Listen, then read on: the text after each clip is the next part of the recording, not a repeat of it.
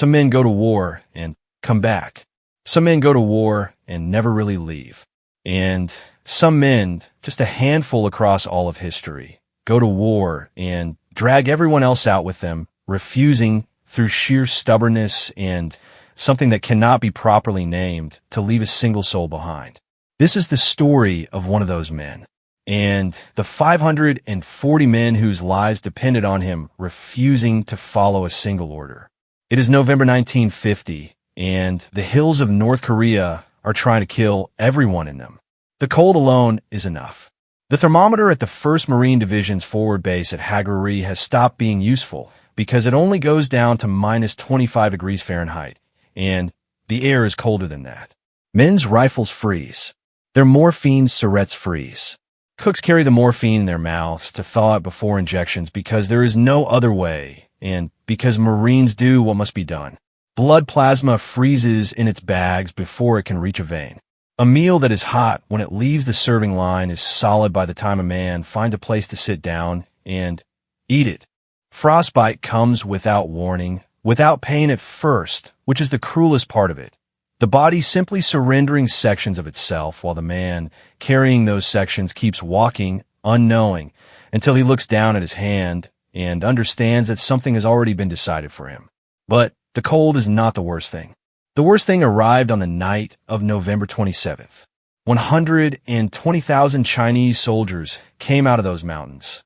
They came at night because night meant no American air cover, and they had learned to fear American air cover the way men fear what they cannot fight back. They came blowing bugles and tin whistles, and they came in waves that did not stop, and the Marines who heard them coming, the 5th and 7th Regiments up at Udamanai, the headquarters and support troops at Haegarri, the Army's 31st Regimental Combat Team on the eastern shore of the reservoir, understood in the space of a few freezing heartbeats that this was not a raid. This was an encirclement. This was the Chinese 9th Army Corps, 12 full divisions, executing exactly the trap it had spent months preparing. General Mao Zedong had personally ordered the destruction of the 1st Marine Division. Not its retreat, its destruction. Every man, every piece of equipment, annihilated in the mountains of North Korea before the world knew what had happened. The math was simple and merciless. 30,000 United Nations troops, surrounded by 120,000. The temperature so low that the artillery shells were unreliable, the vehicles barely running, the men burning whatever they could find just to keep their hands working well enough to hold a rifle. The nearest friendly lines were 78 miles of winding mountain road away, a road the Chinese now controlled at multiple points, with roadblocks set up in the valleys and riflemen in the hills above every switchback. The generals far away in Tokyo looked at the numbers. They looked at the terrain.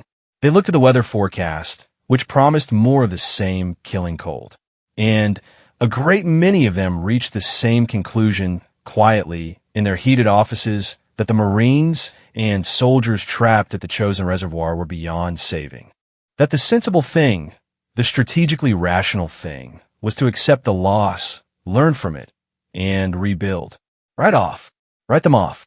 540 of those men were already wounded, already in the medical tents and makeshift aid stations at Haegarri, bleeding or frostbitten, or both, unable to walk, unable to fight, depending completely on men who were fighting for their own lives to somehow also fight for theirs. If the perimeter at Haegarri collapsed, and the Chinese were pushing it hard every single night, testing it, probing it, grinding it down, those 540 men would be captured or killed. There was no scenario the planners could construct in which wounded men, immobile in sub-zero temperatures, behind collapsing lines, 60 miles from the sea, survived. The written-off men lay on cots and on the frozen ground and listened to the rifle fire that got closer every night, and they knew, the way men always know these things, that somebody somewhere had done the arithmetic, that they were already a line in a ledger, already past tense. They were wrong, but they did not yet know about the airstrip. Major Vincent Gottschalk was not the kind of man who occupied a room quietly. He was a Marine aviator, which already said something about him. The Corps had a way of selecting men who believed that physics was more of a suggestion than a rule, but Gottschalk had a specific quality that set him apart even among pilots who routinely did impossible things and called it Tuesday. He had a gift for looking at a problem and not seeing why it couldn't be solved. Not foolishness, not bravado, a genuine, almost physiological inability to accept the word can't when men's lives were the price of accepting it. He was in charge of Marine Observation Squadron 6, VMO 6, and in those first days of December 1950, his squadron's little Sikorsky HO-3S, 1 helicopters, and Stinson OI, 1 observation planes were the only aircraft flying medical evacuations in and out of the surrounded perimeter at Hagrari. The helicopters could carry 2 patients at a time, lying flat, strapped to external litter brackets in the screaming cold. 2 patients per trip. The trips were short, but they were never safe. The Chinese knew the helicopters were coming and shot at them, which meant every flight into the perimeter was a decision to fly through the kind of ground fire that had already punched holes in half his aircraft. There were 540 wounded men, 2 per trip. Gottschalk looked at that number and did not see a logistical problem. He saw a reason to figure something else out. The airstrip at Hagrari was the answer, but calling it an airstrip was generous almost to the point of fiction. The engineers had scraped it out of the frozen ground using equipment that kept breaking down in the cold, working in shifts through the nights under Chinese mortar fire. It was 2,500 feet long, barely, which was the absolute minimum for a C-47 transport to land and stop, assuming the landing gear held and the brakes worked and the runway was not, as it often was, sheeted in ice. The north end terminated in a dike, which added a pleasant all-or-nothing quality to the landing approach.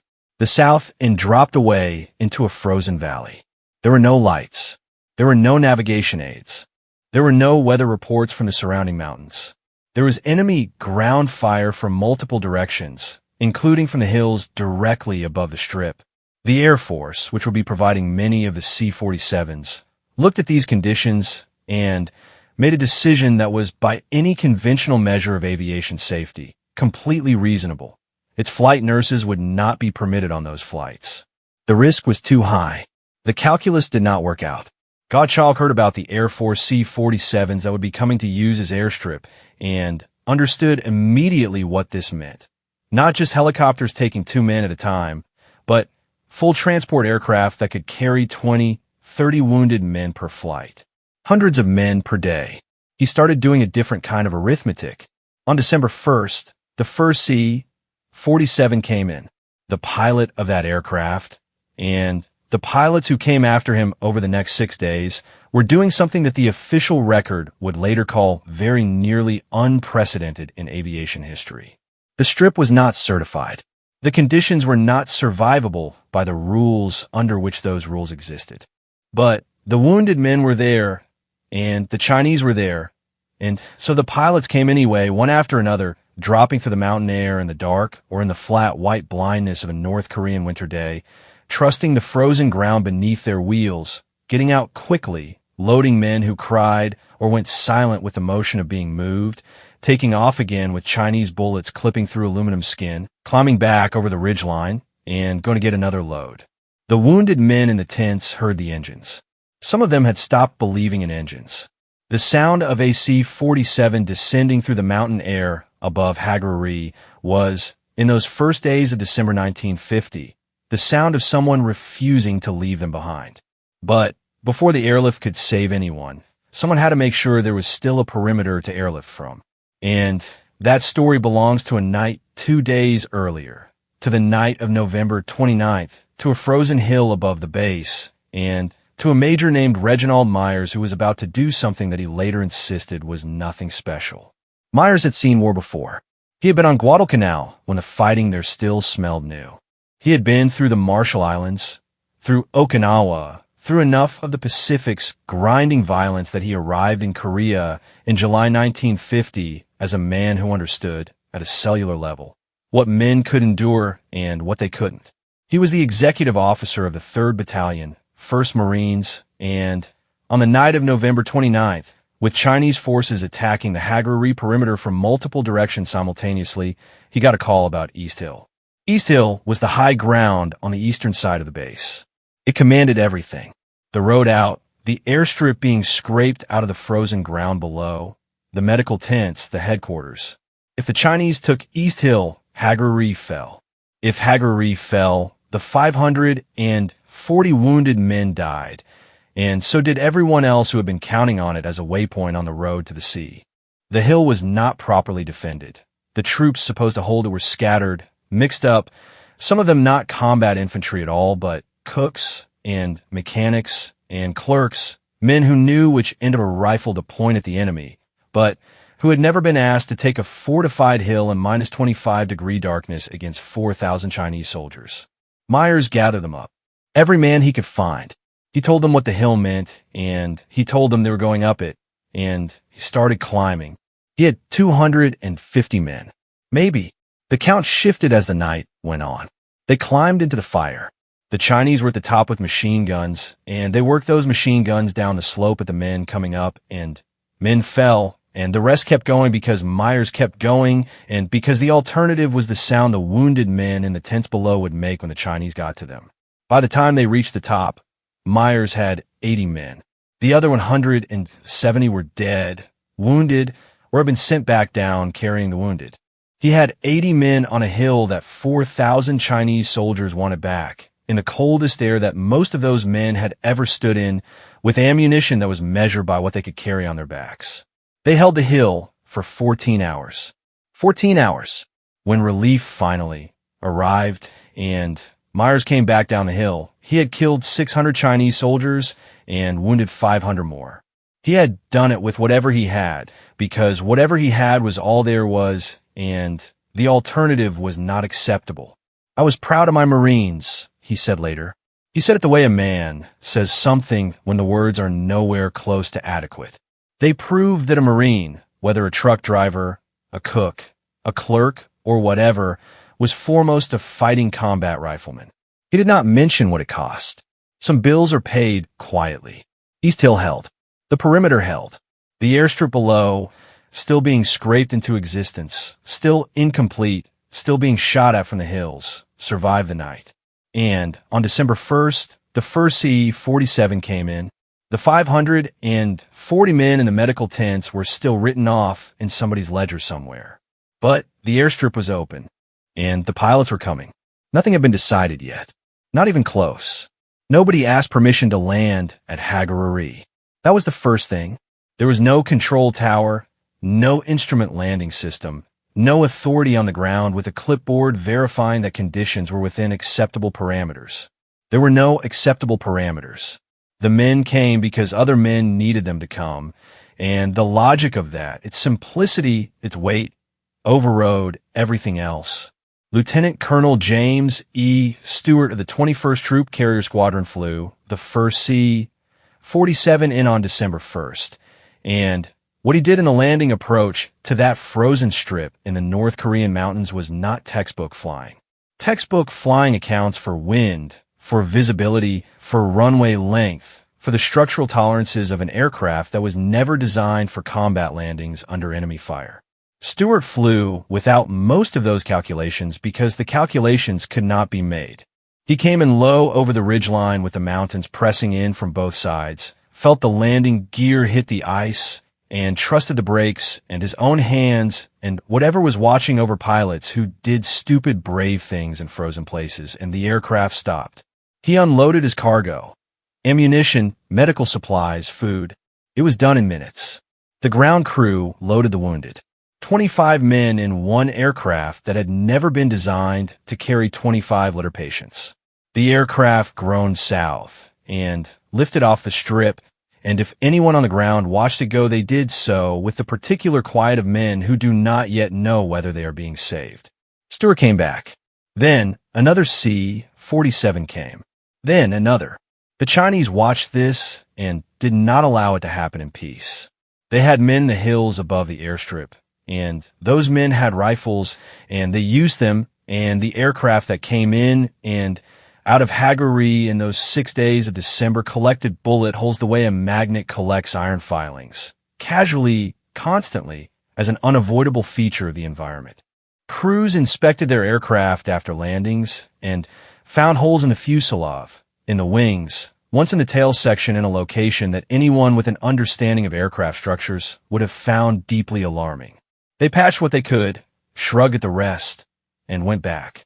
One C-47 broke its landing gear on touchdown and crashed at the end of the strip. The crew climbed out. They loaded the aircraft with wounded men anyway, as much as it could carry, and got those men out on another flight. Then, they dealt with the wreck. This is what determined looks like from the outside. Not dramatic. Not loud.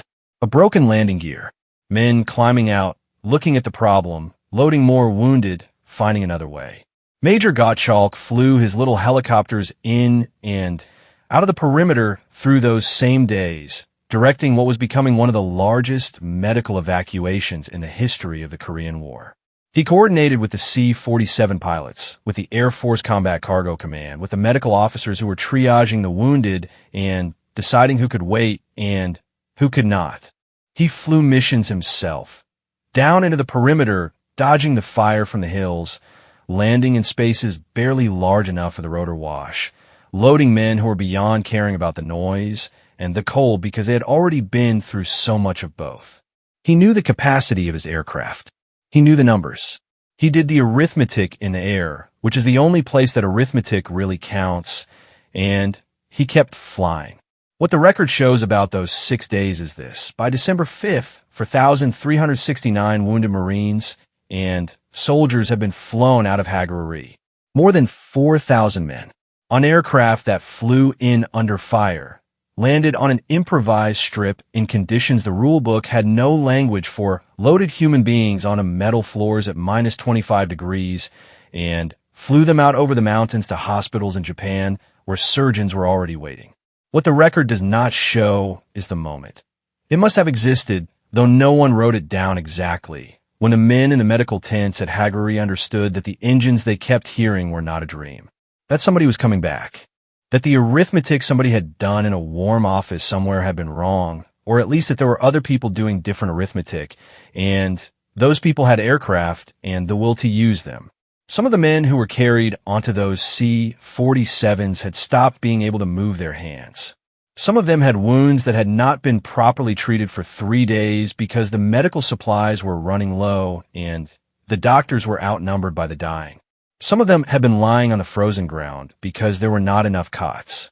When the ground crew loaded them onto the aircraft, they were lifted by other men's hands, and those hands were the first warm thing some of them had felt in days. A medic who flew on one of those evacuation flights was asked afterward what it was like. He thought about it for a while. He said the men were very quiet. He said some of them tried to thank the crew. He said he told them not to worry about it. He said he couldn't think of anything else to say. While the airlift was pulling men off the ground at Hagaruri, the rest of the 1st Marine Division was fighting its way south. The 5th and 7th Regiments had been at Udamanai, 14 miles north on the night the Chinese came. They had fought for 4 days in the worst conditions imaginable, in the dark, in temperatures that killed men who stopped moving, against an enemy that had them outnumbered and surrounded and who kept coming in waves because the orders were to destroy the 1st Marine Division, and orders were orders. The Marines held their positions, held them again, held them a 3rd time while men died, and the temperature went lower. On December 1st, they started fighting their way south toward Hagaruri, 14 miles of ice and roadblocks and Chinese soldiers in the hills above every step of the way. They called it the attack in another direction. They said it because it was true. They were not retreating. They were attacking southward through everything in their way. They reached Hagaruri on December 4th. They came down out of the mountains looking like men who had been fed into a machine and come out the other side somehow, still assembled. And the men at Hagaruri who watched them come and saw something that nobody who was there ever fully put into words. The particular quality of men who have been through something that should have ended them and didn't, and who are not sure yet how they feel about still being alive. General Oliver P. Smith, commanding the 1st Marine Division, gave them a day to rest. One day, in the middle of a breakout from Chinese encirclement with 70 more miles of hostile road between them, and the Smith gave his men 24 hours to eat hot food and sleep and remind their bodies that they were still connected to the living world. It was not sentimentality. It was Smith understanding that men who have nothing left cannot fight. That the most important piece of equipment in any army is the will of the men carrying it. That will requires maintenance, the same as engines do. The airlift continued through that day and into the next. More wounded men lifted off the strip in C-47s that collected more bullet holes and kept flying. Gottschalk's helicopters went in and out. The strip, now past the point of being temporary in any meaningful sense, it had become the most important piece of ground in North Korea, stayed open. On December 6th, Smith ordered the breakout toward Kodo-ri, 11 miles south. The column started moving in the darkness before dawn. Every man who could walk walked. Every man who couldn't had already been flown out or was on the last flights leaving that morning, because the strip would close when the column left, and what could not be moved by air would stay. The Chinese attacked immediately. They attacked from the hills on both sides of the road. They attacked from roadblocks in the valleys. They attacked with the persistence of men following orders to destroy something that refused to be destroyed, and the Marines and soldiers in the column shot back and kept moving and called in air support and kept moving and stepped over their own dead and kept moving because stopping was the only thing that would actually kill them. The air support was constant. Marine and Navy pilots from the carriers offshore flew sortie after sortie over the column, bombing and strafing the Chinese positions on the high ground, keeping the ridgelines clear enough that the men below could move.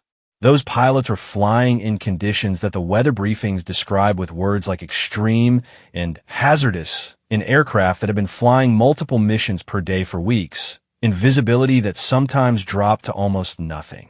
They came anyway because the men on the road below were their men, in a specific way that military service creates a category of human belonging that has no civilian equivalent.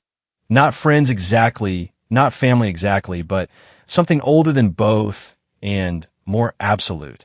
One pilot flew 9 sorties in a single day over the breakout column.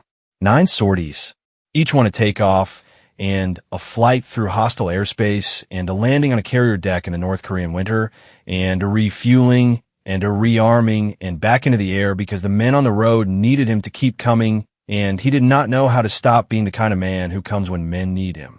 He was not alone. Every pilot who flew over the chosen breakout in December 1950 was that kind of man. You do not arrive in that place flying that role unless you have already answered certain questions about yourself. The answering is not dramatic. It happens before the war, in the ordinary dailiness of becoming someone, and then the war arrives and the answer is just there, solid, pre-made, so that when the moment comes there is no deliberation. Just action. Just coming back. One more time. Again. The stretch from Haegarri to Kodo-ri was 11 miles, and it took 2 days. Every mile cost something. The Chinese were not defeated. They were present and lethal and following orders to kill every American on that road. But they were not stopping the column either. And that was because the Marines and soldiers in the column were not stoppable in any way that the Chinese had anticipated. The intelligence had said these men were broken. The strategic calculus had said they were finished. The logic of numbers and terrain and temperature said they should not still be moving. They kept moving. At one point in the fighting withdrawal, a Chinese machine gun position on a ridgeline was cutting into the column with enough effectiveness that the column was going to stop. A single Marine, on his own initiative, went up the ridgeline after the position. He had not come back down. The column kept moving. Nobody recorded his name in that moment. The column had no time for names. There would be time for names later, when it was over, when the accounting could be done. For now, there was only movement and the sound of the machine gun going quiet on the ridgeline and the column moving forward. The wounded men from Haegarri were in Japan by then, in hospitals, in beds with sheets, being tended by nurses who had not been permitted on the flights into the airstrip because the risk was too high. Those men were warm. Some of them were already writing letters home. Some of them were telling the story of the engines they had heard coming for them in the dark, the C-47s dropping through the mountain air above a strip that should not have existed, landing on ice that should have turned them back, loading them up, and carrying them out. Some of them said it was a miracle. Some of them, the ones who thought about it more carefully, said it wasn't a miracle at all. It was men, just men refusing to walk away. There is a particular exhaustion that combat produces which is different from every other kind. It is not the exhaustion of hard physical labor, though it includes that. It is not the exhaustion of lost sleep, though it includes that too. It is the exhaustion of being required hour after hour and day after day to make the decision to keep going, to choose, in the face of everything screaming at you to stop, to take one more step, fire one more shot, carry one more man, make one more flight. Every step of the chosen breakout was that decision made again. And the men making it were running on empty tanks and sheer refusal, which turns out to be its own kind of fuel. The column reached Koto-ri on December 7th. Another thin perimeter. Another small airstrip scratch from frozen ground, this one capable of handling the smaller aircraft. More OI. One Stinson's, more helicopters from Gottschalk's VMO 6, carrying out the men who had been wounded on the road between Hagari and here.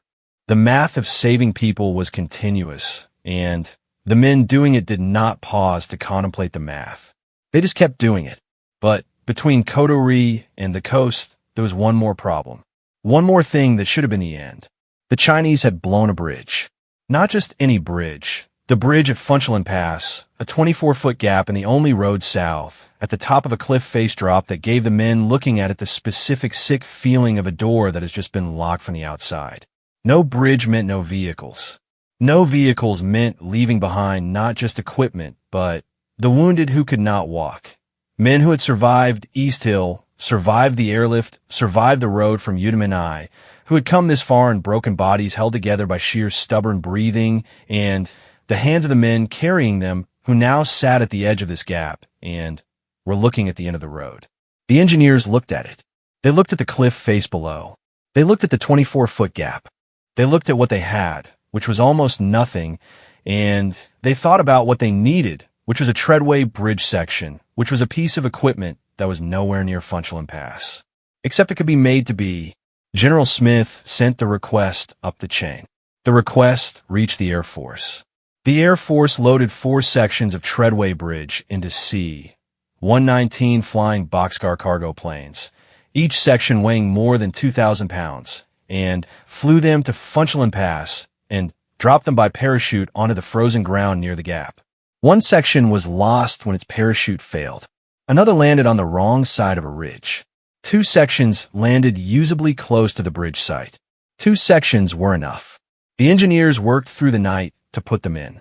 They worked in the dark and in the cold and under the fire of Chinese troops who understood perfectly well what was happening and wanted very badly to prevent it. They worked with hands that were already damaged by frostbite and tools that kept jamming in the cold and the knowledge that every man in the column behind them was waiting on what their hands could build. By morning, the bridge was in.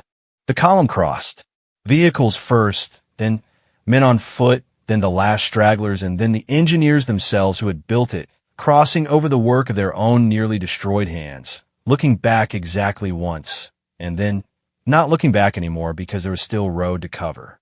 The last 12 miles to the sea, from Qinhuangani to the port of Hongnam, went almost without incident. The Chinese, beaten back at Hagari by Myers's 80 men on East Hill, hammered for 6 days by air support pilots who flew until their aircraft ran out of things to shoot, ground down by the column that refused to stop, were not in a condition to block the road anymore. The Marines and soldiers who had been written off in a dozen warm offices reached the coast on December 11th and found something there that none of them, in the dark hours on the road from Udamanai, had been entirely certain they would see again. The sea, a fleet of ships, hot food, other men who had not been through it, whose faces showed them what they looked like from the outside, which was terrible by any measure, frost-darkened and hollow-eyed, and moving with the particular deliberate care of people in whom something very deep was being careful not to break. General Smith stood at the dock and watched his men come in.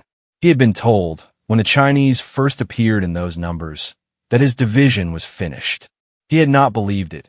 Not because he was reckless or foolish, but because he knew his Marines in a way that the men delivering that assessment did not. He had slowed his advance against orders because he trusted what his own eyes told him about the ground and the enemy. He had established supply depots that everyone called unnecessary and that turned out to be the difference between survival and annihilation. He had given his men a day of rest in the middle of a breakout because he understood that was not infinite and must be tended. He was, by every measure the situation could provide, exactly the right man in exactly the right place. But he was not the story. He knew he was not the story. He said so. The story was the pilots. Not any single pilot, though individual men did extraordinary individual things in those 6 days and deserved their names said clearly and in full. The story was the fact of them. The fact that when the calculations were run and the conclusion delivered that the men at Hagaree were beyond saving, men in cockpits looked at that conclusion and flew into it anyway. The 21st Troop Carrier Squadron flew 540 of the most severely wounded men out of Hagaree in conditions the Air Force officially deemed too dangerous for flight nurses. That number, 540, is the number of men the logistical calculus had left behind when it ran out of good options. Those men were lying in the tents and on the frozen ground listening to the rifle fire getting closer every night, and the pilots of the 21st Troop Carrier Squadron flew in and took them out. Not once, not twice, again, and again, and again, until all 540 were gone. The total number evacuated in 6 days was 4,369 wounded and dead carried on aircraft that kept flying despite bullet holes and ice and mountains and darkness and every mechanical and atmospheric reason to turn back. The pilots who flew those missions came home to their bases and their debriefs and their reports, and the reports are careful, precise documents that describe wind conditions and runway length and aircraft weight and cargo manifests, because that is what reports are. The reports do not describe what it felt like to bring a C-47 down through the mountain air above a strip that the rulebook said could not be used, and feel the landing gear take the ice, and know that in the back of the aircraft there were men for whom this moment was the difference between everything and nothing. Some things are too large for reports. There is an accounting to be done, even now, even after all this time. 1,000 Marines and soldiers were killed in the Battle of Chosin Reservoir. Thousands more were wounded. The cold took fingers and toes and ears and pieces of faces. The Chinese, who had come to destroy the 1st Marine Division, lost more than 50,000 men killed and wounded, a number so large that the Chinese government did not acknowledge the full cost of the Chosin Reservoir for decades afterward, because some numbers are easier to keep quiet. The men who came home from Chosin came home changed in the specific way that surviving something unsurvivable changes a person. It does not make them noble or heroic in a way that can be performed for others. It makes them quiet about certain things and very clear about others. It makes them intolerant of waste because they have seen what is not wasted, what burns clean and honest, and they know the difference. The men who came home from Chosin were called the Frozen Chosin, and they kept that name the way men keep names that mean something more than the words contain. Major Reginald Myers received the Medal of Honor from President Harry Truman on October 29, 1951. He stood in the White House and accepted it the way he accepted most things, without particular ceremony, without the performance of humility that is sometimes more about the performer than the deed. He said he didn't think he'd done anything special. He said this with the genuine bewilderment of a man who had spent 14 hours on a frozen hill defending 540 sleeping wounded men from 4,000 Chinese soldiers and truly did not understand why that required a medal. The pilots of the 21st Troop Carrier Squadron received the Air Medal. Their commander received the Distinguished Flying Cross.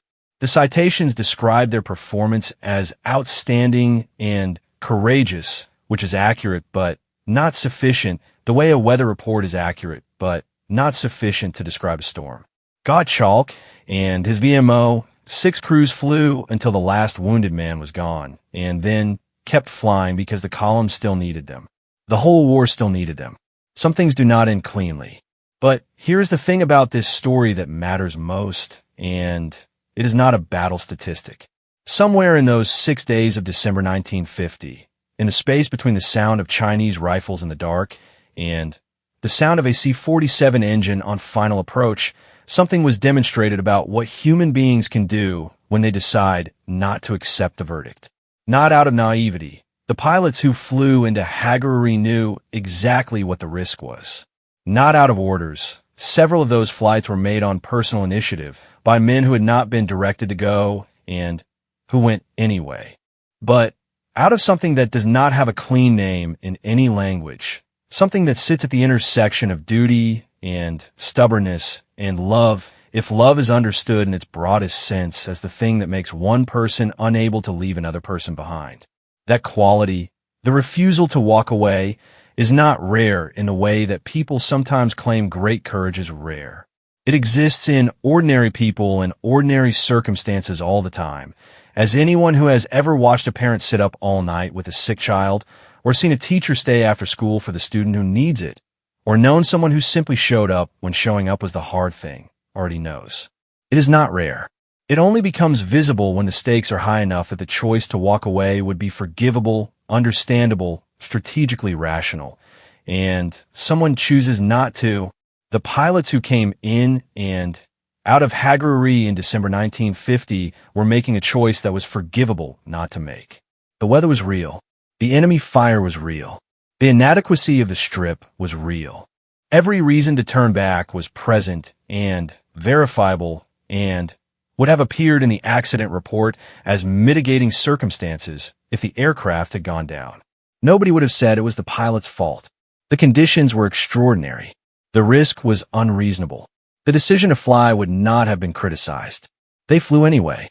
They flew in, and they loaded the men that someone else had written off, and they flew back out, and they did not stop until the last of those men was gone. And those men, the ones who lay on the frozen ground of Hagaruri, listening to the Chinese get closer in the dark, grew old. Some of them grew very old.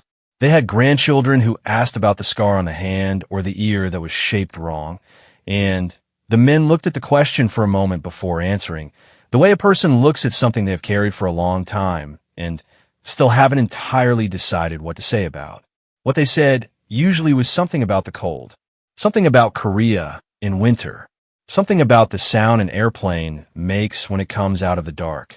What they did not always say, but what was underneath everything they did say was this: somebody came back for us. When the numbers said it was over and the reasonable thing was to leave us there, somebody came back. That is the whole story. It always was. The hills of North Korea are quiet now. The reservoir is still up there, still frozen in winter, still holding the same cold it held in December 1950 when the last C-47 lifted off the airstrip at Hagaruri and climbed over the ridgeline and carried the last of the written-off men toward the coast and the sea and the long, slow journey home. The pilots who flew that strip are old men now. Most of them. Some are already gone, their names on walls and in archives and in the specific kind of memory that families carry from one generation to the next, imperfect and partial and irreplaceable. What they did does not require inflation. It does not require the language of mythology. It was hard work done by mortal men in impossible conditions for the oldest reason in the history of human beings in extremity. Because those were their people, and you do not leave your people behind.